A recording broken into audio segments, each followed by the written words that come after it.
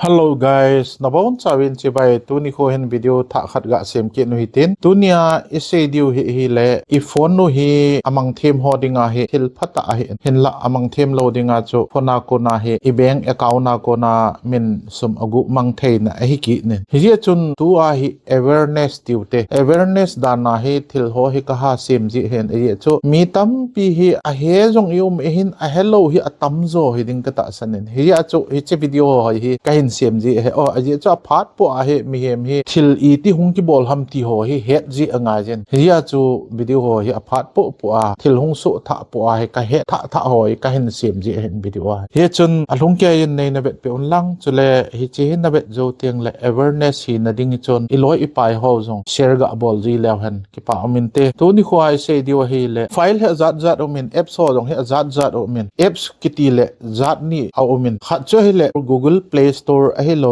App Store ho a ho apps ki mu a omin ahi le apps zat chom khat chi phiam te le Google Play Store a lo App Store a lo hi chi ho hu ade sana ki chat ahi ti hi ka sei do no men ahi chu tu hin thil atha hung so dung zui ni example a PM Yojna ti ho hung so dung zui khon mi azat nen APK App ahin sem ki taben APK App ki ti chu app hiza ahi banga Play Store ki koilo hi chun hi cho tabang ho hi iman lo di win de yaw me APK App ho hi Google Play Store ahi lo le App Store ho khon verified abol lo ahi in hi chun nang le ke ichi thein di wa tu ni kho ai ka hin sem hen ai chu APK App khum mi hin asemu win hi chi app a khu ip abol wam ati a hi le hi chi app khu mi athot le awin hi chu install abol teng la install abol bola chu a phone na thil zo se chu access abol pai yang the access abol thei teng la chun bank account hama sum zo se chu agu mang yang the in hi ya chu hi chi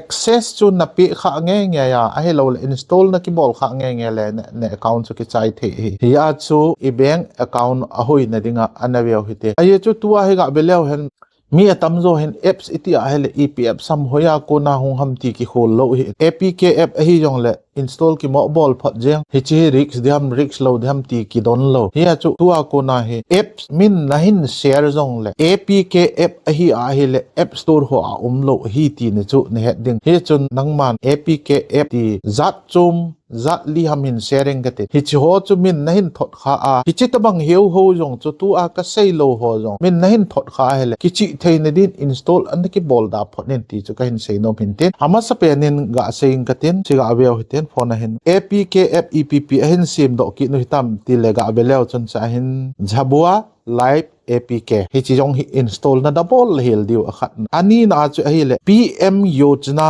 ada akitin example PM Yojna ga kitelami jo sen install bolin te ti hiding in app sim ho hin mi hacker hon asim dan hi PM Yojna ga kitelami jo sen a het hi chun install abol di hi ti gin chat dola hi chi app se mi let na dinga a hin se mo hi di hi chun PM Yojna ada chu APK file hi to ka sei hoi APK hi so ke APK app tabang chu ahong ki sen kha le install anabol hi ben athum na hi le service APK app hi ahong ki thot kha hi le install na bol lo di hi je at li na hi pham ti le SBI reward points open APK akitin hi chitabang ho hi APK app zo se hi tabanga hong ki sim ho hi install na bol hi ben hi chin hin thot lo naw chu pham ti le hi chu install na ki bol teng le nangma phone chu access abol thei diu abol thei wa ko na chu na bank account na chu ho hian lang na Gmail hian lang na YouTube channel hian lang ai pi chu hiong le hack na bol chai pi thei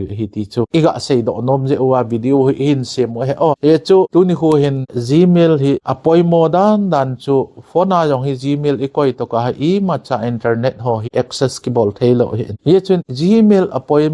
dan hi YouTube ai lo le Facebook mang lo hon jong ikichi the diu GP ho iman ki no ai le GP mang lo hon jong YouTube ve lo hon jong YouTube mang lo hon Facebook mang lo hon jong Gmail iman ki no chu piam tele tu lai mi ima ki thot le na ding in official la man ai te in ya chu Gmail ge jong khomin ai hek pi the hin la ya chu ai pi chu hi le ikichi the di wa poimo hi ya chu ka hin se in kanam mi te ho dinga poimo dinga ka gel ya chu hi chi video hi ka hin se me in ha nati wa helawang dong se nen ilo ipai ho share bol utena ka ki pai chan chian